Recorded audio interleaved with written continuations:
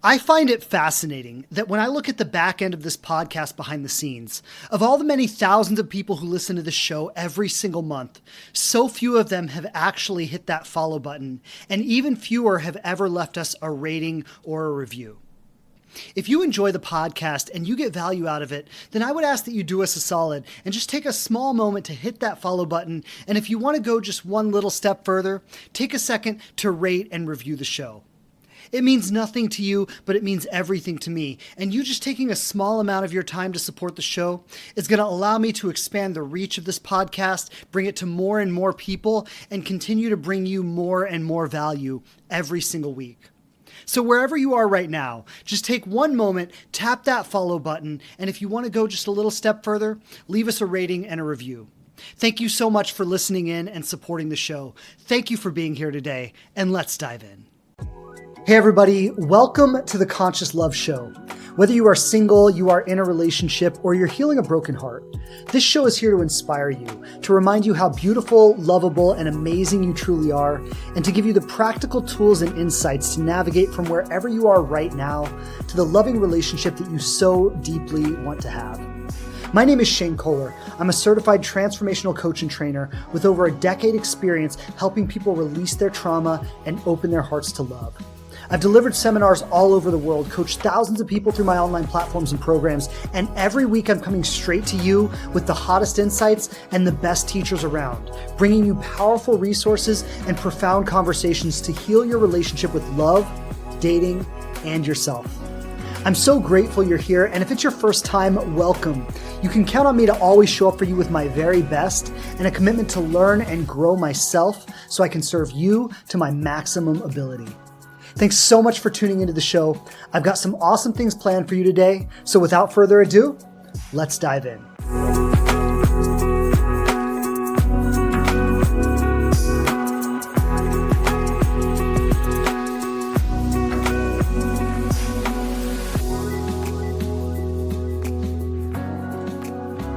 All right, what's up, everybody? What's up? Welcome back to another episode of the Conscious Love Show podcast. Shane Kohler here. Pleasure to be on with you today. Look forward to diving in. Today we are talking about he likes you but doesn't love you enough to choose you. And I want to really explore the underlying dynamics when you find yourself in these kinds of situationships where maybe there's a lot of chemistry. Maybe there are some of the green flags you're looking for. Maybe there are some of the feelings that, I always wanted to feel this way with someone, right? I always wanted someone to feel this way about me. I always wanted to connect with someone on these deep levels. And a lot of times we feel like, oh my God, I've never felt this way, or I've never found a relationship that has this much potential. And it can feel so good in the beginning. It can feel so right. But then as it moves on and as it progresses, it seems to never really move beyond a certain point. And I've just been chatting with some of the people here on Instagram this morning, and already been sharing a lot of stories about, different situationships they're in, or, someone who says like, I'm ready, or I want to marry you. I want you to be my wife, but never takes those steps moving forward. Right. Or a situationship that's been going on for a year now, but it never progresses into anything more. And so what is going on in these situations where I'm going to speak to the ladies for a moment. If you're with a man and you want a long-term committed relationship, you want marriage, you want the whole deal, but he does not seem ready to move it forward. Right? He does not seem in a place where he's ready to take that next step. And you're maybe trying to do everything you can to get him to see your value or get him to see how great the relationship could be. But no matter what you do or how you approach it, it seems that he never really moves forward. Sometimes he may make promises, right? Like one day we're going to do all of that. Sometimes he might not make promises at all, right? Sometimes he might avoid the conversations altogether. But whatever the situation is, today I'm going to cover the 5 types of men who are not commitment ready and the reasons why they are not commitment ready. So for all the ladies who are listening to this, what I really want you to be able to do is to understand if you're in a situation like this, or if you've been in a situation like this in the past, I want you to be able to identify which of these 5 men you were with or you are with, and really understand the underlying reasons of what's happening for him and why he's not ready to move forward. And then what I also want to dive into are the 4 reasons that a woman might tolerate this, right? Like, why would a woman who says she wants commitment, says she wants love, says she wants dedication and devotion and the whole deal, why would she tolerate one of these 5 kinds of men who are not ready for commitment? So there's the first part of the conversation is what's going on for him. Why is he not ready? What is he holding back? Where is he stuck? The second part of the conversation is what's going on for you and why are you allowing this or tolerating this? Because that's really the crux of the problem. And what we're going to see today is that if you're one of these 4 women who has one of these underlying issues going on where you're tolerating, accepting, and allowing this in your life, it actually becomes a perfectly resonant dynamic to attract one of these 5 men. Right? And we're going to get into all the details today, but I just want everyone to let that in for a moment. If you are one of these 4 women I'm going to speak about who are operating from one of these underlying dynamics that is allowing this behavior, then you become perfectly resonant for one of these 5 men who are not commitment ready. And by extension, like if we just extend that, you also become perfectly unresonant for a man who is commitment ready. Right? It works both ways. And so what we need to look at as we get into the later part of this conversation, where we look at these 4 underlying dynamics, that the reasons why a woman would accept this behavior from a man, then we've also got to look at what's going on for her and how can she heal that so that she can, 1, release commitment avoidant men or release men who are not ready for the kinds of commitment that she's ready for. 2, if he could become ready for commitment, then how does she call him forward? Because something else we're going to talk about today is that some of these 5 men, not all of them, but some of these 5 men could be commitment ready if she showed up differently. Now, there are instances where you just got to let it go and that's all you can do. And I'm going to address that. There are also instances where when you show up differently to the situation, it calls forth something different from him. And then so it becomes, you start showing up the way you need to show up. You're either going to pull him deeper into relationship with you when you do that, or you're going to push him further out. And whether you pull him deeper in or push him further out, you win either way. Because if you pull him deeper in, perfect, then everything works out. You live happily ever after.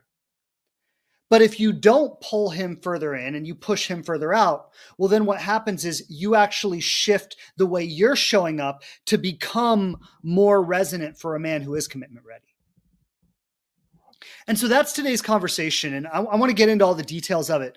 Before we really dive in, I just want to shout out that a week from tomorrow, actually, March 5th, we are beginning our 8-week Inspired Love journey.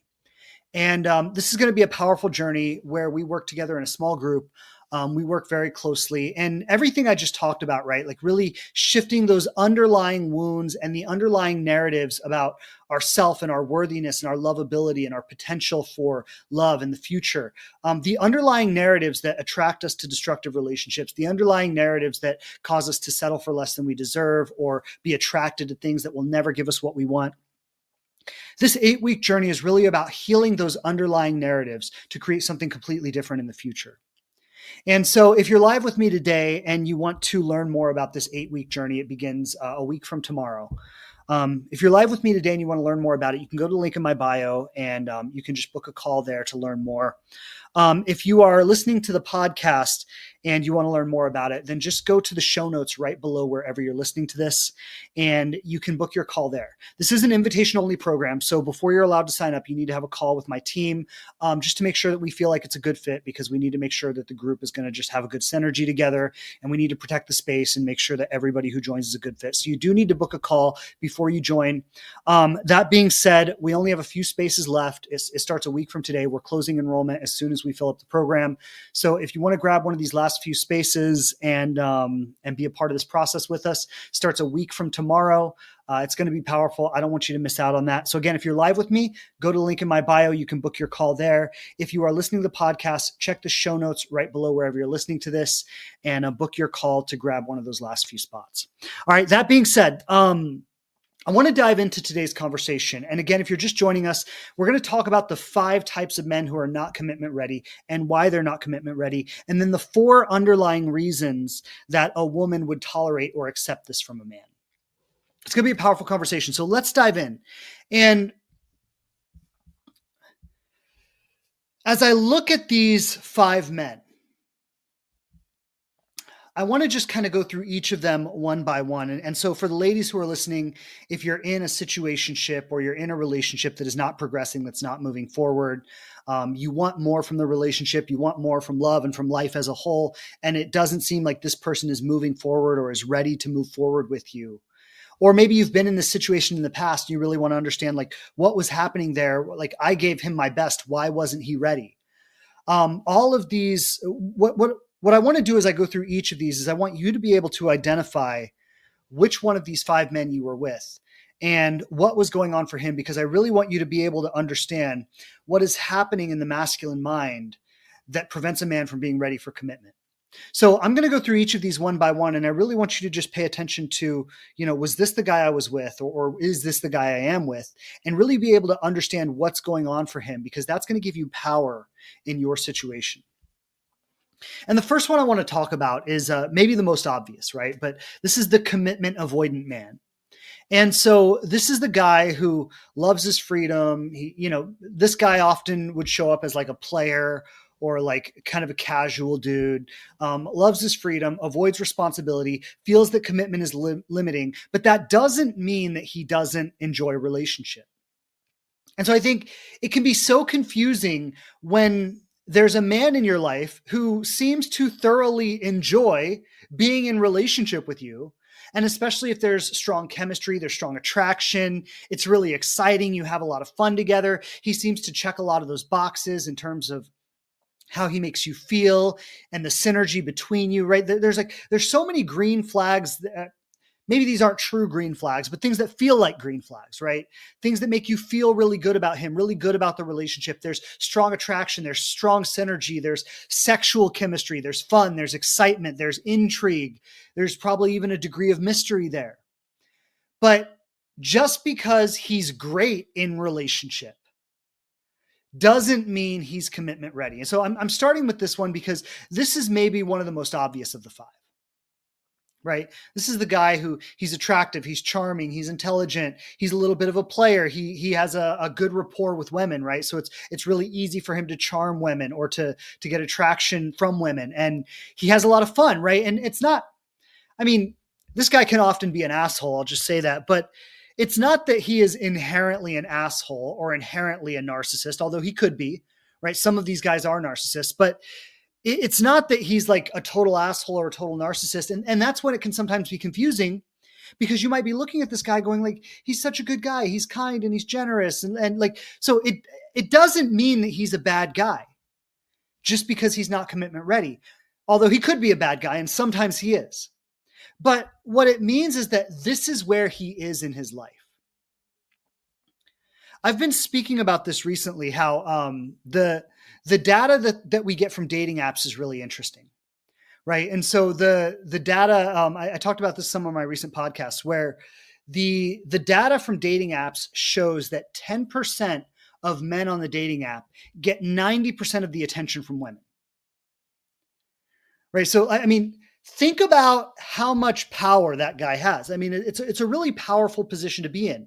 If you're one of these 10% of men on a dating app who get 90% of the attention from women, that's a really powerful position to be in. And, not to say everybody's going to manipulate that power, but it's really easy to manipulate power when you get a lot of it really easily. And so this is a guy who's in a powerful position when it comes to his relationships with women.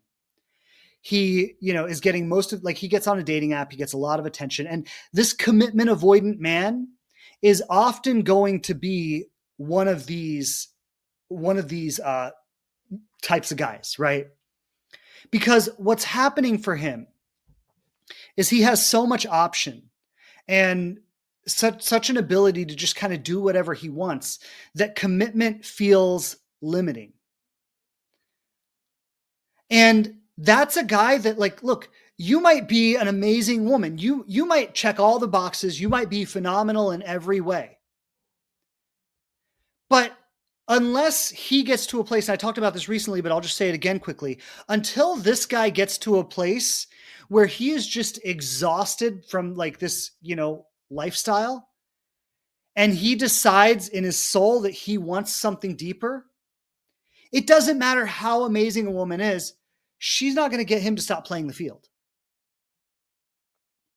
And being that this guy gets 90% of the attention from women, a lot of times when a woman finds herself in a situationship, it's this kind of dynamic. And like, let's also say this is that,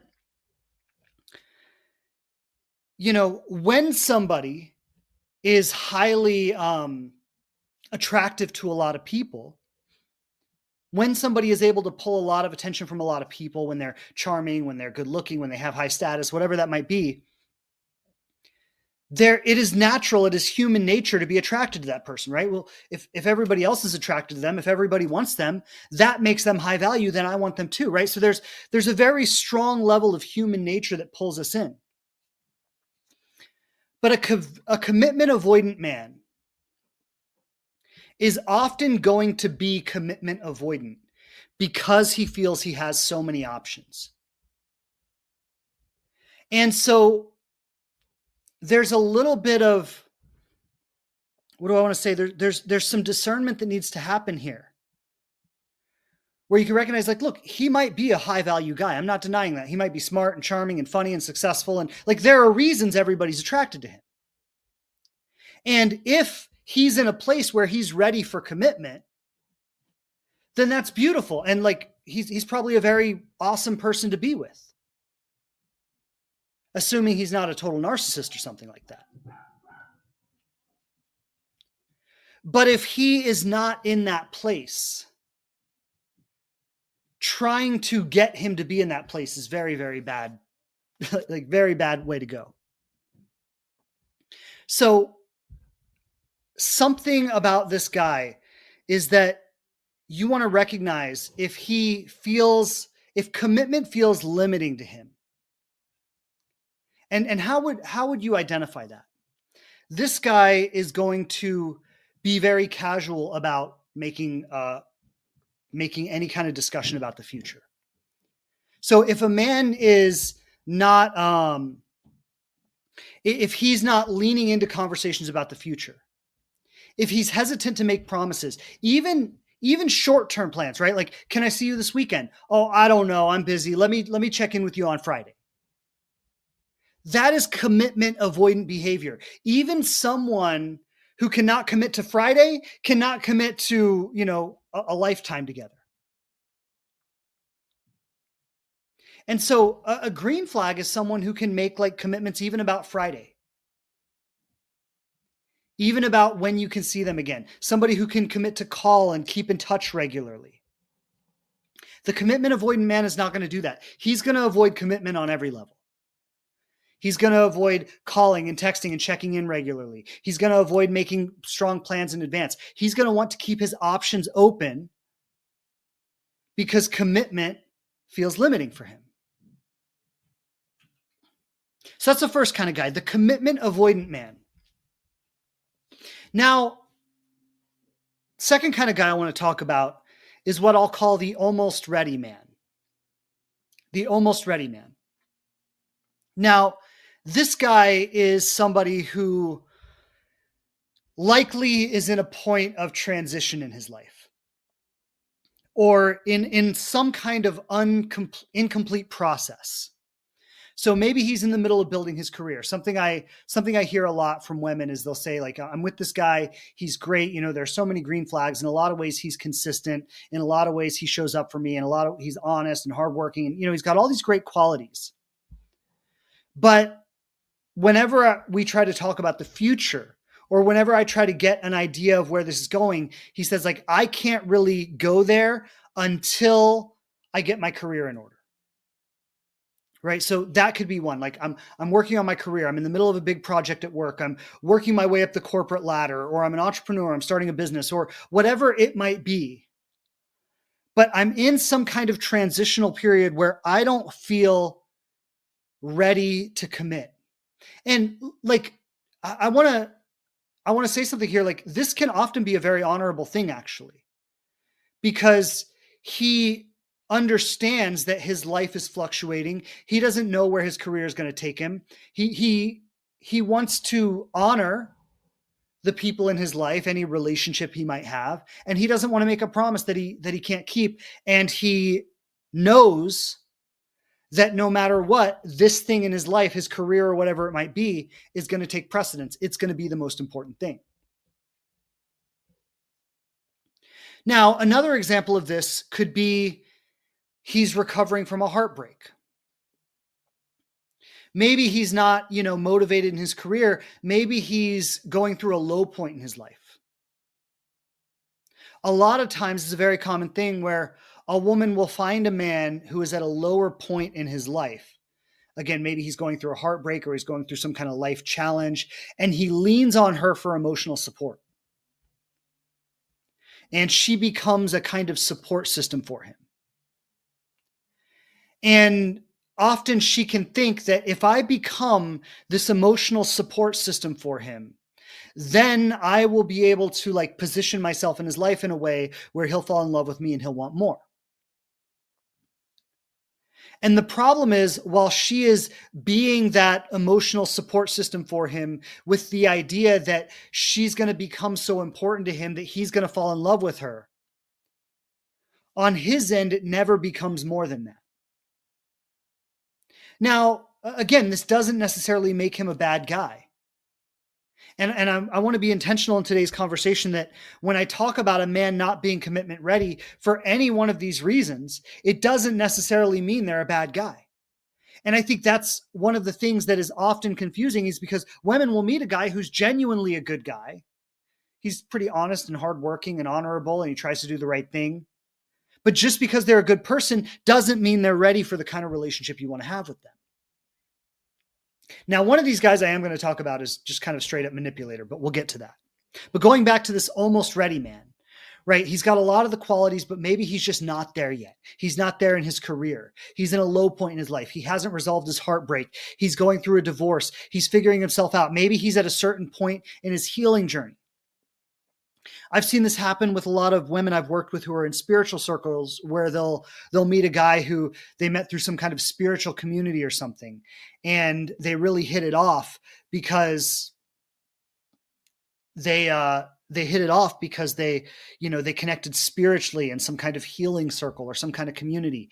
And because they connected on this deep spiritual, awakened, healing level, there can be the illusion or the assumption that this relationship means more than it does. And so this is one of those things where it's like, it requires a lot of discernment for us to really understand, where this person is and who they are. And I want to address this comment that came in real quick from Casey, and thank you for sharing, Casey. Casey says, I think it's bad for them to continue the relationship knowing they don't want what you want. Well, yes and no. So let me put it this way. There are situations where someone will intentionally mislead you to make you think they want what you want. And that's not right. That's dishonest. That's manipulative. Then there are situations where someone will be honest about, look, I'm going through a divorce right now. I'm still getting over my wife. I really like you. I really enjoy our time together. But I just don't know if I'm ready for that. And when someone is honest with you like that, and you choose to cling to the relationship thinking, well, if I stick around long enough, they'll change their mind. Or if I just wait until they're ready, then I'll be here when they are ready. I got to be honest, that's not on them, that's on you. So yeah, I'm not saying it's okay for anyone to lie or manipulate, but in a lot of instances, that's actually not the case. And so this is where we've got to be discerning. And it could be like, look, if you're in a divorce, you might have a conversation like, listen, I just want to know, be honest with me. Where are you right now? Are you in a place where you can even see commitment at any point in the future? And I totally respect where you are. I'm not putting any pressure on you, but I just need to know where you are, and I need you to be honest with me. And most people will be honest with you if you say like that. Now, there are also people who will lie, and if it's somebody who's straight up lying to you, well, then that's where you've got to use your own discernment. Okay, do their actions line up with their words? How much time do I give them? Okay, I've been patient enough for long enough. I need to let this go. No, going back, the almost ready man, this is the second guy I'm talking about today. The almost ready man is in a point of transition. He's in his healing journey. He's in his career. He's in going through a divorce or some kind of separation. He might really like you. He might really enjoy your company. He may lean on you as an emotional support system. And that's not wrong. And I'm not even going to say that could never lead to a relationship. But this is where we've got to be discerning. Is he showing up in a way that makes me believe that this could lead to more? Or am I just being an emotional support while he's going through a hard time? While he's going through a life transition? So that's the second type of man. Third type of man I want to talk about is the emotionally unavailable man.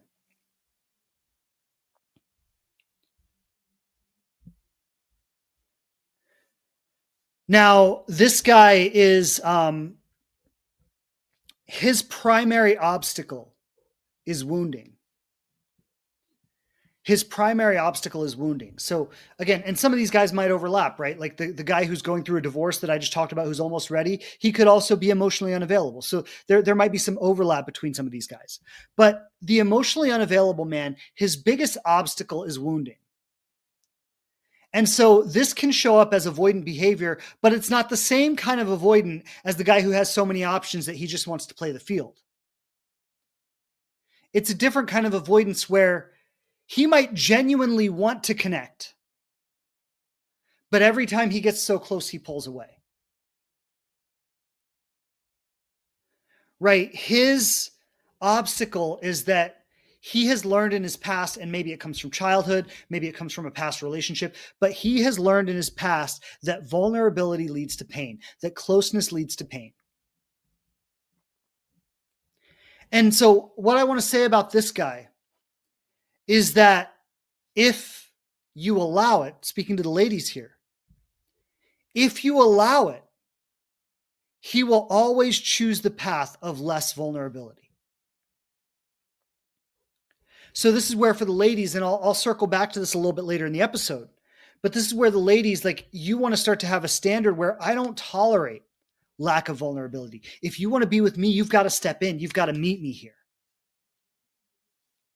And he can either choose to or not. But somebody, especially a man, because men just in general, societally speaking, they're not the emotional leaders, right? Men have been taught throughout their entire lives that being emotional is not safe. It's not manly. It's not masculine. It's not strong. And men have been taught that they need to be these things, right? I need to be strong. I need to be masculine. I need to be stoic. I need to be solid. I need to have emotional restraint. And so men who are emotionally unavailable, they might, and this can be a confusing situation because these men will often do all the right things. They'll show up, they'll be consistent, they'll call, they'll text, they'll take you out on dates. A relationship with a man like this can often go on for 6 months or, longer.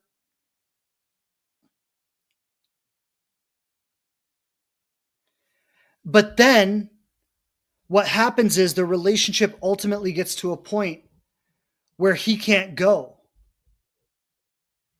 any further, right? The relationship gets to a point where he can't move in to the relationship anymore.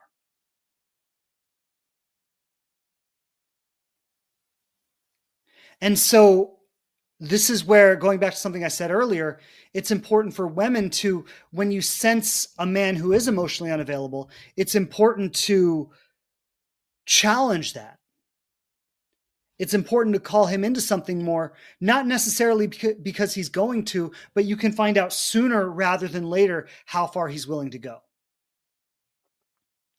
I'll circle back to that on the back end. So the emotionally unavailable man, this is a man who his limitation is based in wounding.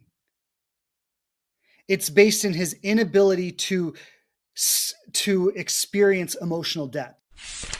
Hey there, listeners. Let me ask you a question. When was the last time you really prioritized your mental health? If life feels overwhelming, stressful, or just plain chaotic, I've got something that could truly make a difference. I want to introduce you to Aura, the #1 app for emotional wellness. Aura offers personalized mindfulness and mental health support that fits your life. Whether you're looking for guided meditations, soothing sleep sounds, life coaching, or breathwork exercises, Aura has something for everyone. The best part? It's tailored specifically to you. Aura learns your preferences and creates a daily routine that supports your unique emotional needs. Now, here's the exciting part. As part of my podcast family, Aura is giving you an exclusive 7-day free trial. That's a full week to explore their library of thousands of wellness tools and discover what works best for you. So take this opportunity to reset, recharge, and show up for yourself. Head to the link in the show notes right below wherever you're listening to this podcast to claim your 7-day free trial. Don't wait. Your mental wellness is worth it. Let Aura help you find peace, balance, and clarity right at your fingertips. Go ahead. Try it today. You deserve it.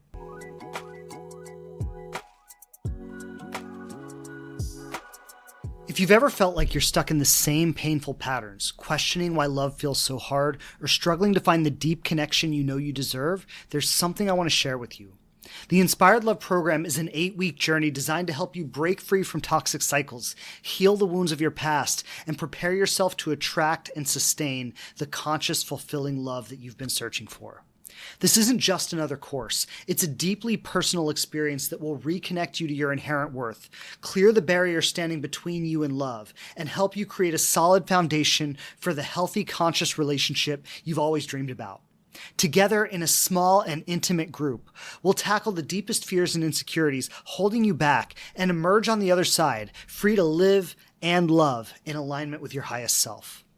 Our next journey begins soon, and space is limited to keep the group focused, supportive, and intimate. Whether you're single, recovering from heartbreak, or ready to heal and transform your current relationship, this program will give you the tools, guidance, and connection you need to rewrite your story and create the love you deserve. So don't wait. Love starts with you, and there's no better time than now to take this step. Tap the link in the show notes to learn more and claim your spot in this life-changing program. I want you to be part of this journey because you're worth it, and the love you desire is closer than you think. So let's do this together. The fourth guy I want to talk about. This is the man who loves you, but not enough. And this guy, he might again be overlapping with one of these other guys, right? This guy could also be the almost ready man or the emotionally unavailable man. But this one is distinct in that the foundation of this incompatibility is literally his lack of attraction to the woman he's with. His lack of deep attraction. And so this might be a guy, and I want to say this because what's actually happening here is he feels like he's settling for the relationship. Now, I want to be delicate about how I speak about this because it doesn't mean that there's something wrong with you as the woman who's listening to this. And I know this can be difficult because it feels like, well, if he's not that attracted to me, then something's wrong with me. Why aren't I enough for him? But it's not actually about you. It's about him. You might be the cat's meow for some other guy. But in this situation, for whatever reason, he doesn't feel that level of sexual, physical, emotional chemistry. He might feel that with someone else. You might feel that with someone else. It's not an attack on you, but it's just the reality of how he feels in the relationship. And someone says, so why is he with her? Well, let's talk about that, right? Why might he be with her? And let's expand that. Why might anybody be with someone that they feel like they're settling for? This isn't just something men do, right? How many people settle for relationships less than what they truly want every day? Right? So it's a very human thing to do. It's a very human thing to do. And so, yeah, insecurity, there could be like, I feel like I can't get more than this. There's convenience and benefits, right? It's easy, it feels good, I get validated, right? So there are so many payoffs to being in a situation like this. But this man in this situation, he might genuinely like you. Right? He might be like, you are a wonderful person. He might even love you like as a human being. Right? Like he might think you're a wonderful human being. Like, I genuinely love you, but it's more of like, I love you as a friend than I really love you in a romantic way. But because he cares about you, because you have like a solid friendship, because the relationship is maybe fun and exciting at times and you keep him company and there's validation there, like there's all these payoffs to it, so it's more comfortable for him to stay in it than to leave. Now, I do want to say that it's kind of fucked up for him to do this. And if a woman were doing this to a man, it would be equally fucked up. So I want to acknowledge that. And what I'll say here is that, like, it's important, especially in this situation, but really in all of the situations I'm talking about, it's important for a woman to challenge the status quo in the relationship. Because if he is doing this, and I'm not justifying what he's doing, I already said it's fucked up. But if he's doing this, you want to find out about it. And it can be like, look, nobody wants to come to the realization that their partner or the person they're dating is not so attracted to them or doesn't love them the same way that we might love them, right? Like, nobody wants to come to that realization. It's painful. It sucks. It's like, wounding to the self-esteem. It's just, nobody wants to do that. But the important thing about this relationship is this relationship has a shelf life, no matter what way you look at it. And because of how comfortable this relationship is, it could go on for years if you allow it. And so this is why, like, someone asked about timelines earlier. I think now would be a good time to touch on timelines, right? Because a relation, like, if you want, let's just say, I know not everybody wants the same thing, but if you want, your long-term vision is like, I want a partner, I want to fall in love, I want to get married, I want to have a family, or any version of that, then there are certain timelines that a relationship should progress along so that you can feel confident that you're moving towards that. And something like, just a general rule I often give is that if you've been in a situation where you've been dating someone for 3 months and they're not willing to be exclusive with you, and again, these are loose timelines, right? It could be 4 months. Maybe it could even be 5 months if it took off slowly, right? But we're not like getting into the years here. If someone's not willing to be exclusive with you after like 2, 3, 4 months, and you've been dating them consistently, it's time to call it off. They are not serious about that relationship. If you've been with someone a year and they're not willing to even talk about marriage, or they're like, we'll get there one day, that's it. Like, it's time to call it off. If you've been with someone 2 years and you've talked about marriage and you've agreed that it's somewhere you want the relationship to go, and they're not making any effort or energy in that direction, like it might be time to have a come to Jesus conversation with each other and be like, listen, we've talked about this. We've said this is where the relationship was going to go. I feel like you're not taking any action in that direction. What's up? And there's no way to completely protect yourself from this stuff. Like we all get into these situations. Someone just said like their situationship lasted 11 years, right? So these things can drag on. There's no way to completely protect yourself. Any one of us could end up in a situation like this. But if you have certain standards, certain timelines you're not willing to cross, that's going to protect you from wasting years of your life. It's going to protect you from not any heartbreak, but it's going to protect you from a lot of heartbreak. So that's what I want to say is this man who loves you but not enough. Right? It's a very confusing situation because you actually might have a good friendship.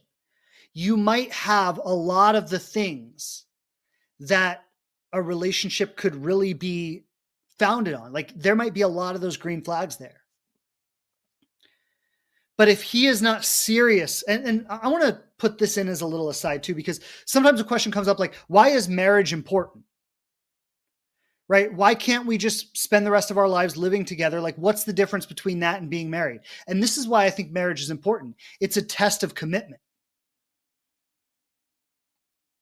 And yes, it's people say, well, it's just a piece of paper. It's just, a thing from the government. Why does that matter? Well, this is why it matters. Is because in our collective reality that we live in, we have set this up as the ultimate form of commitment. And so within this social agreement that we all live in with each other, we kind of collectively understand that marriage is the ultimate form of commitment. Now, in a completely different societal structure, could it be something else? Sure, it could be. But within the one we currently live in, this is what we have collectively decided is the ultimate form of commitment.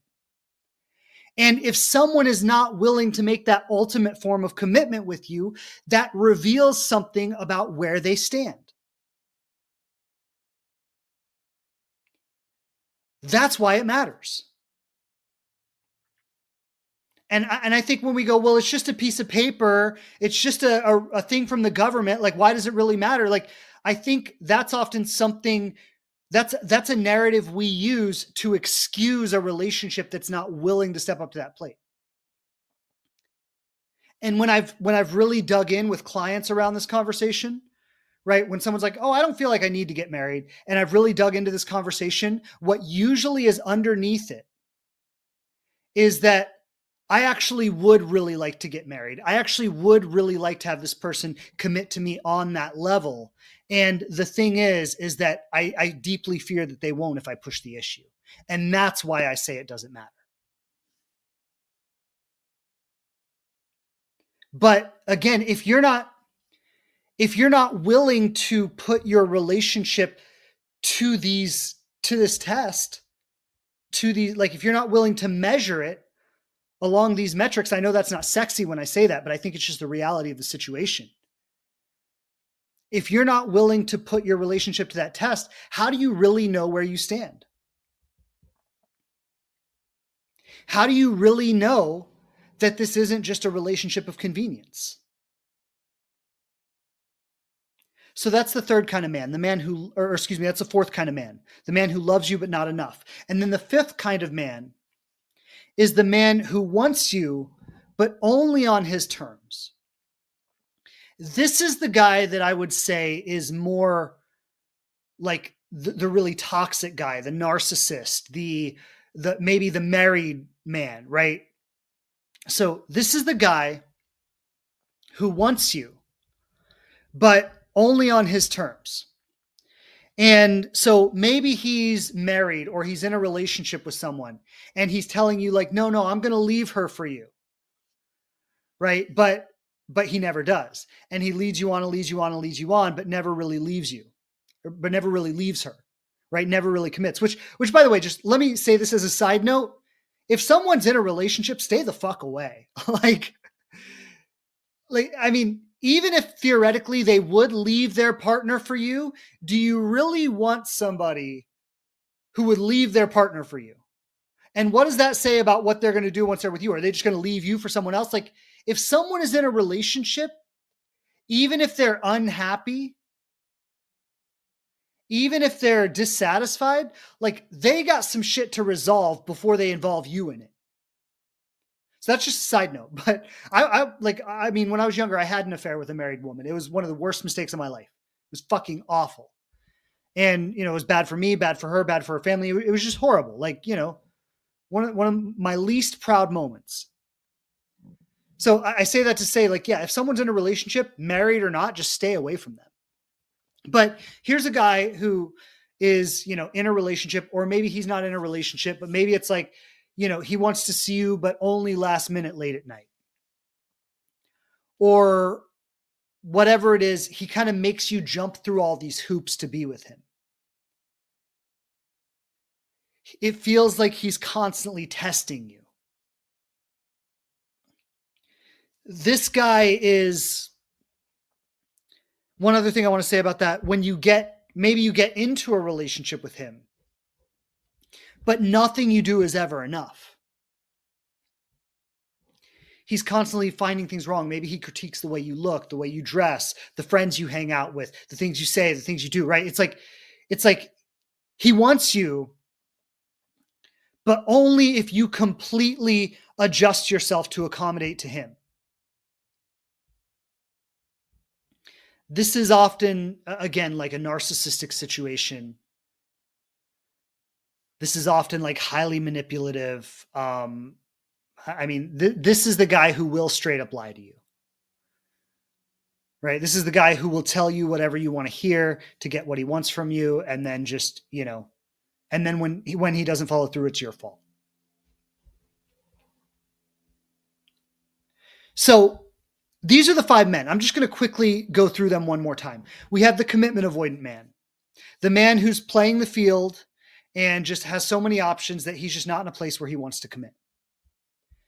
There's the emotionally unavailable man, the man who is driven by wounding, by insecurity, by fear of vulnerability. So he doesn't commit because he's too wounded for it.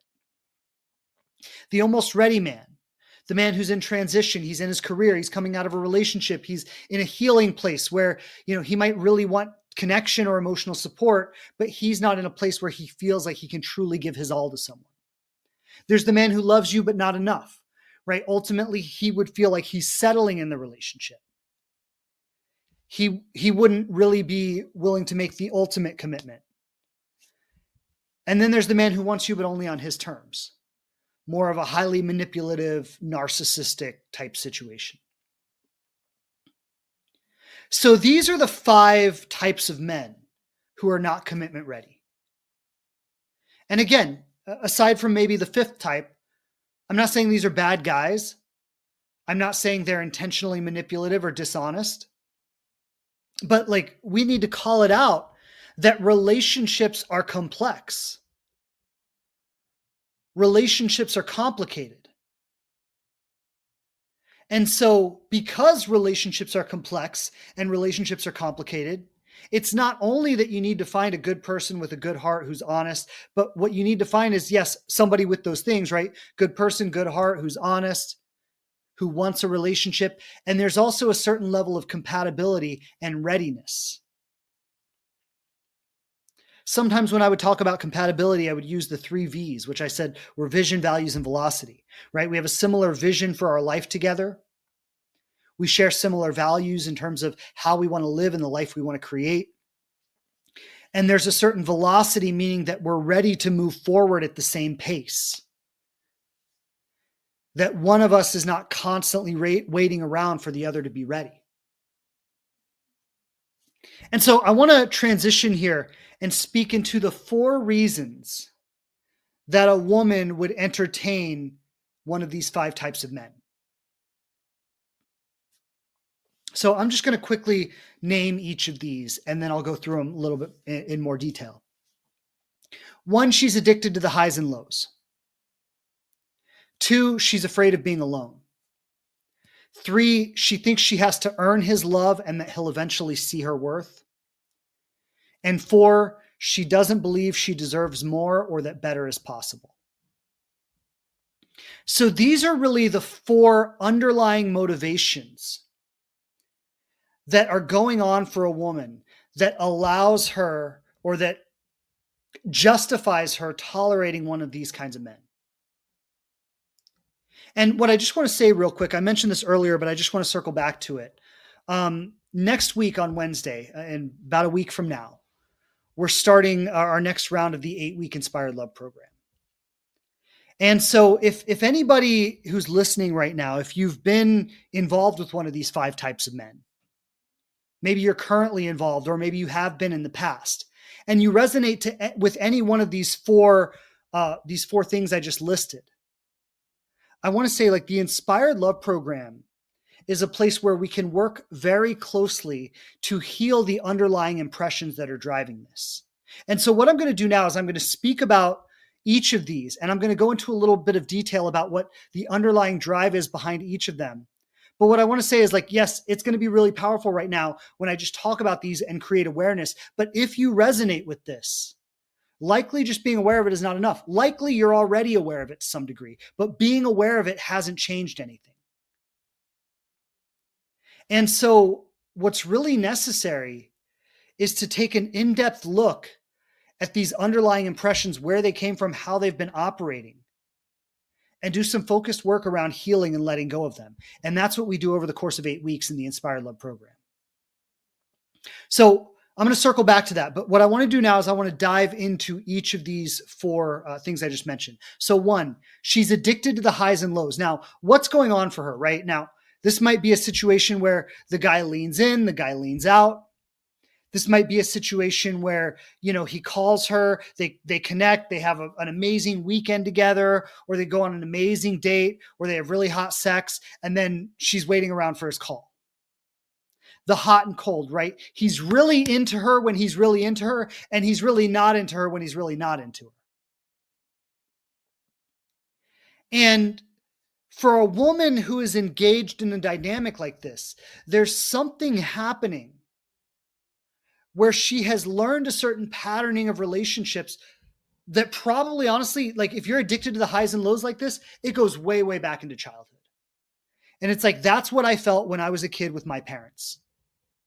And I always felt a little uncertain, insecure, like I didn't know what I could count on. I didn't know what I could trust. And I was always trying to be enough. And every time I would do something right, I would get a little bit of approval from my parents, or a little bit of love, or a little bit of validation. And I learned, like, this kind of constant hot and cold relationship throughout my childhood, that, oh, if I try hard enough, I will eventually get what I need. But then it's only temporary, and then I'm left trying again. And so we get a certain patterning where we learn that love is made of these highs and lows. We actually internalize it so that love is when I'm trying to prove myself. Love is when I'm working for validation. And then I'm constantly on this roller coaster where I go up and then I go down. And if this is the kind of patterning that we've had going on for us since we were children, what ultimately happens is that it gets to the point where, when we're not experiencing those highs and lows, we actually can't feel like we're in love. We can't feel attracted to someone unless there are these highs and lows. So that's the first thing. Second thing, she's afraid of being alone. So there's a certain situation where she might find one of these 5 men that I just spoke about. Any one of them would do. And rather than being discerning about, does this person have the qualities that I'm looking for in a partner? Are they ready to move forward with me? Rather than challenging the relationship in the ways that I mentioned earlier, She finds any one of these five guys, and then she holds on to them. And she just tries to do whatever she can to keep them around. Why? Because in her blueprint around love, in the way she feels and relates with love internally, she feels that it's better to be with someone than with nobody at all. Now, I want to say about this, that is actually a straight up lie. The idea that it's better to be with someone than nobody at all, in terms of like actual reality and how much fulfillment we can have in our lives, you can be so much happier by yourself than with the wrong person. In fact, being with the wrong person will make you so much more unhappy than being alone would. So what we have here is a belief that is fundamentally out of alignment with reality. But again, it's driven by wounding. Right? So there's a certain blueprint that we've gotten around love. And maybe it comes from a childhood where I was always reaching out for, for someone, for love. I was always trying to fit in. When I was left alone, I didn't know how to self-soothe. And so I always needed to be around someone or be with people. But there's a fundamental understanding around love that it's better to be with someone than with being alone. And so what this person really needs to learn is how to soothe themselves without the presence of another person.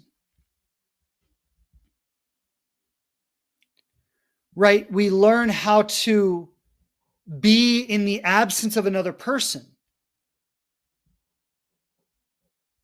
and learn to let that be okay. And then what happens is, as I learn to be on my own without the presence of another person, I start to find ways of fulfilling myself in my life outside of just finding a relationship.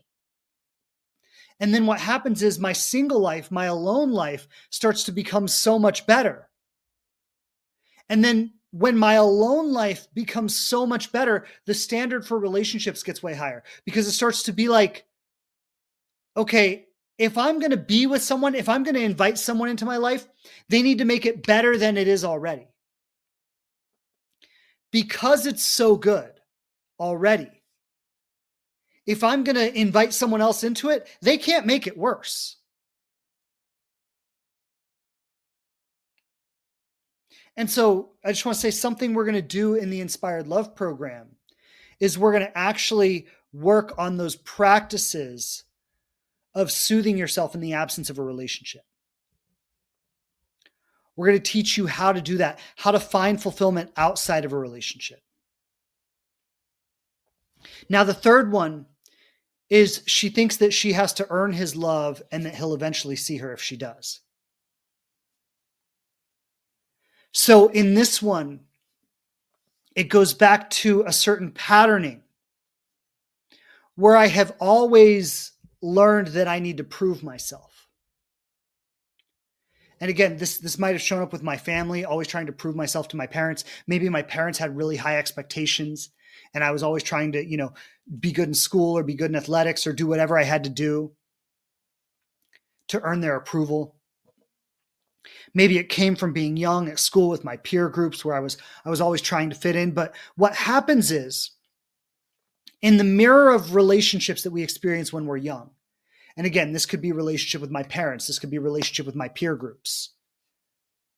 It could be all these different kinds of relationships. But in the mirror of relationships that we experience when we're younger, the impression that I internalize is that I'm not enough. And just to give one common example of this, it might be like, well, when I went to school, it felt like all the other kids were comfortable there. It felt like everybody fit in and everybody knew each other, but I was the outsider. And so what I learned being the outsider, it seemed like everyone else had it all together, but I was the outsider. I never fit in. I was always uncomfortable. I was awkward. I was whatever. And so because I was the outsider and everyone else seemed to know their place, what I internalized is I'm not the same as them. And because I internalized this feeling that I'm not the same as them, then what happened was I started trying to overperform or overwork to earn my place. And what happens is it sets up this blueprint around love and around relationship where we are always operating from a fundamental assumption that I'm not enough. I need to be more than I am to get what I need from relationships. Right? We are always operating from this kind of fundamental assumption that I need to somehow become more than I am to get what I need from relationships.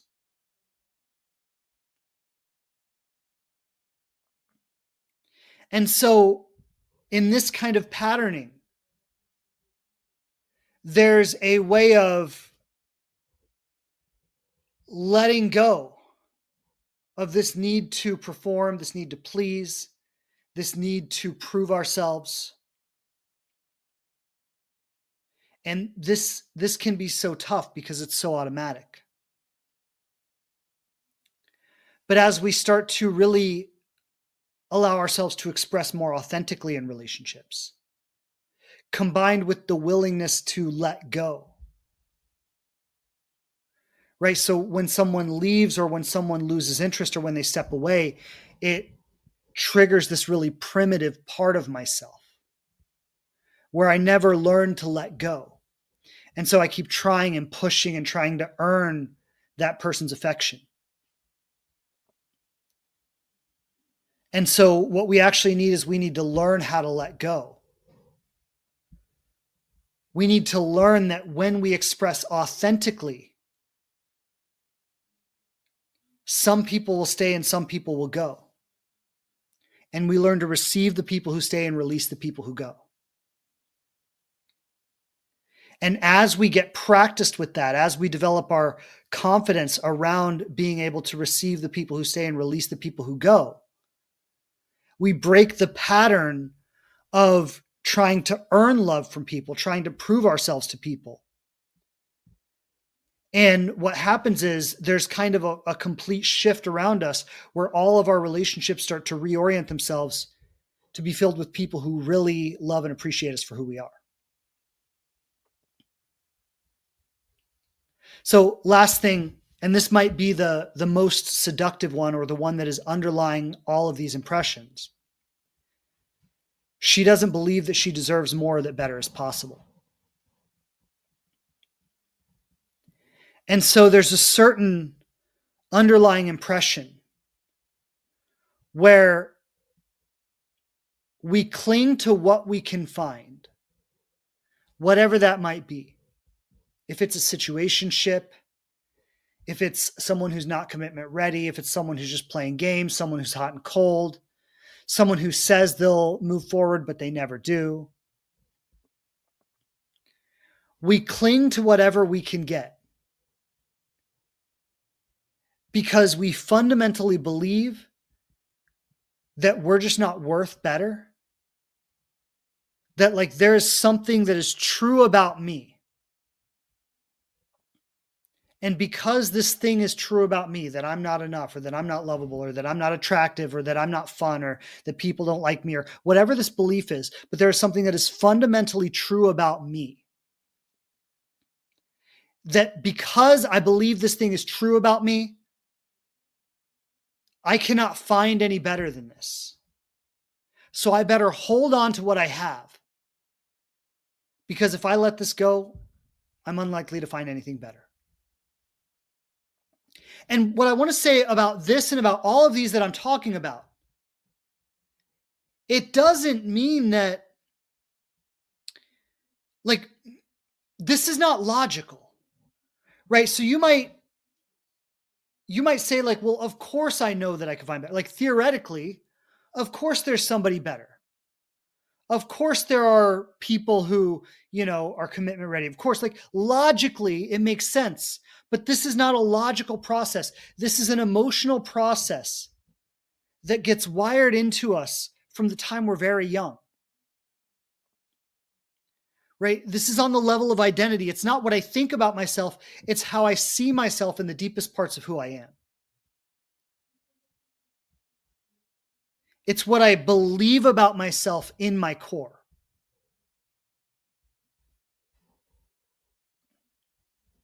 And because this is who I believe I am, because this is what I believe about myself, even though I might think differently, I might look in the mirror and do my affirmations and say, I'm wonderful, I'm magical, I'm all this stuff, right? But just because I can rationally think differently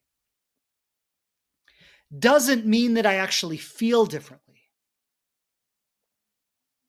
And so when we get involved in a relationship with someone, like if your identity, if you're carrying some kind of wounding from childhood, some kind of mirroring that happened in your relationship with your parents or your peer groups at school or these different kinds of things, or if you've never been in a situation where you experienced better, there's a fundamental wiring that says this is the best it can get. And because this is the best it can get, I just have to hold on. And that is a physiological, emotional process that supersedes what the rational mind says. This is why healing work is so important. And so I just want to circle back one more time to what I've been sharing about the Inspired Love program, because we start next week. There are only a few more spaces available.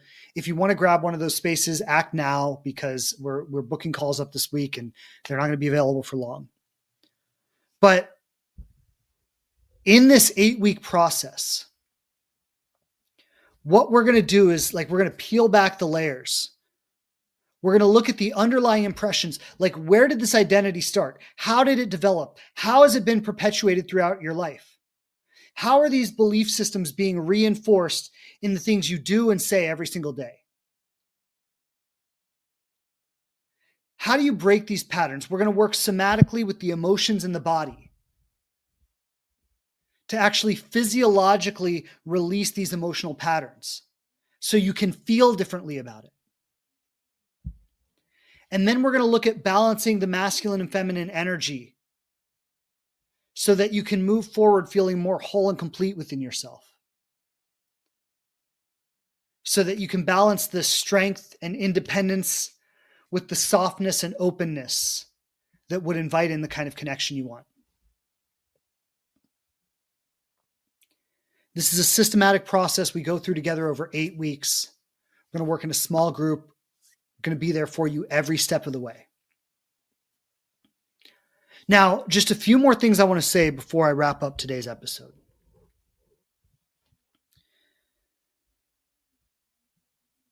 In going back to each of these 5 men that I spoke about earlier, these 5 men who are not commitment ready, in looking at each of these, there are some things that a woman who finds herself with any one of these 5 men could do that might change the dynamic. So I said this earlier, but I just want to circle back to it. With any one of these men that you might be with, maybe some more than others, there are 2 options. One, you can shift how you're showing up to invite him into a deeper level of commitment. Or 2, you can walk away. In either instance, what happens is you fundamentally shift something inside yourself. So I'm speaking to the ladies now. Any woman who finds themselves involved with a man who's not commitment ready, who's not willing to move forward with you,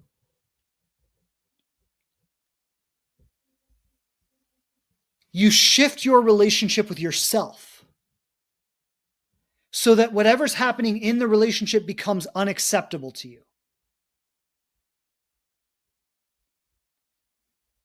Once what's happening in the relationship becomes unacceptable to you, it either forces more out of him or it just forces him out of your life. But here's the thing, as long as you are willing to enable any of this behavior, you are resonant for the behavior. As long as there is something inside you that is willing to tolerate and accept this behavior, you are equating yourself with that behavior, which literally puts a ceiling on what you can experience. So you cannot experience better because you are willing to settle for less, because you are willing to deal with less.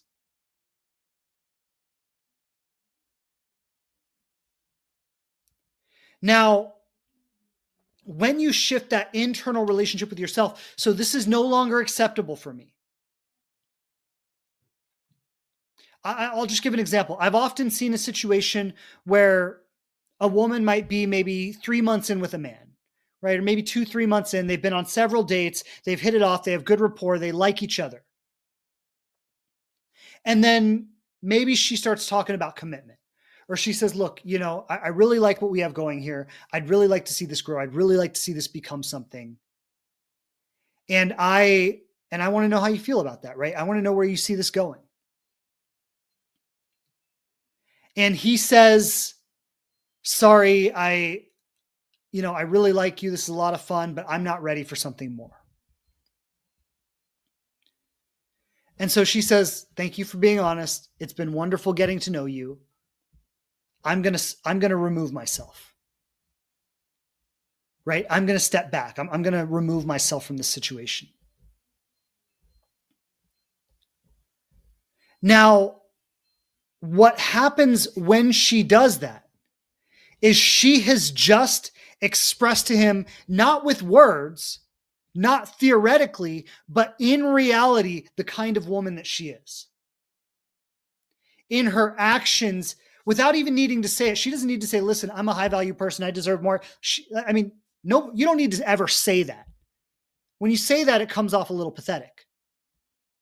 You demonstrate it. So when she says, listen, thank you for being honest. I'm looking for more. I'm going to let this go. Best of luck to you. Now she has left him thinking, holy shit, did I just make a mistake? Normally when I say something like that to a woman, like she's okay with it. But this woman's not okay with it. Well, maybe this is like a once in a lifetime woman and I just missed the boat. Now he starts pursuing her. Now he starts saying, oh my God, like, wait, can you give me another chance? Like I've been thinking about it. I really do want to give this a shot. But only because she found it within herself first. And therefore she was able to show up in a way that called forth more from him. When he says, I really like you. We have a lot of fun together, but I'm just looking for something more casual. And she goes, oh yeah, me too. No big deal. And then she's thinking, well, if we just spend enough time together, it'll eventually evolve into something more. What she is actually saying to him with her actions, but not her words, is I don't think I'm that high of value. I don't think I'm the kind of woman that a man would pursue and want a relationship with. And because I don't believe that I'm that kind of woman, I am going to lower myself to try to pander to your inconsistency and hope that you choose me. And what I want to say is you can't fake this. You can't pretend to be high value when you don't believe it. Even if you're able to do it once or twice, you're not going to do it consistently for a lifetime with someone. And once you experience the internal shift and you really see yourself differently, you're not going to have to try to do it at all. It's just going to come out of you like the most natural thing. It's just going to be like, oh, you don't want to step up? Okay, like lots of love, wish you the best. I'm looking for someone who's ready. It's just the fundamental truth about where you operate from.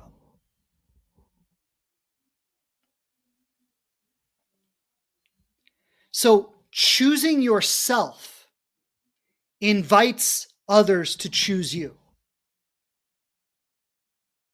And so again, I said this, but I just want to circle back to it one more time because program starts a week from now.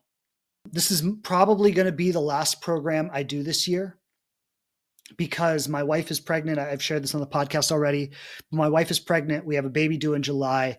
So some people might say, well, I'll just catch the next one. I don't think there's going to be a next one, at least not for a while. So like, this is really kind of the only chance right now. If you want to work with me in this intimate capacity to really go through this journey together, this is this is really the last chance you're going to have for a while. And what I really want to impress is that, a lot of what I've said today are things probably most of you already know, right? A lot of the things I've said today are things that you're probably already aware of. But if you're not experiencing the transformation in your life in real time, if you're not having that fundamental internal shift where it starts to come out of you like the most natural thing, if you still find yourself getting stuck in these patterns, that's what this program is for. And so again, this is the last opportunity. We're going to close enrollment as soon as we fill up these last few spots. But if you're ready, you can go to the show notes below wherever you're listening to this and just book your call there. Again, we're just going to fill up these last few spots and then we're closing enrollment. I want to just end today's show with a strong invitation. I want you to join us in this 8-week process. It's going to be powerful. We're going to get some real work done. And if you know that you're ready for the shift, then this program is for you. To all of you, thank you so much for being with me today. This has been a powerful discussion. Always love being on here. I say this a lot, but it's like the highlight of my week. I look forward to jumping in. Lots of love, lots of blessings, everybody. Thank you so much for being with me today. I'll talk to you next week. Take care. Bye. Thanks again for checking out the show. Please subscribe on whatever platform you listen to podcasts on the most. And I would love it so much if you leave a review and tell people what you think of us. Don't forget to follow us on Instagram @TheLivingRelationship to connect more closely. And I'm grateful to be supporting you on your journey to love.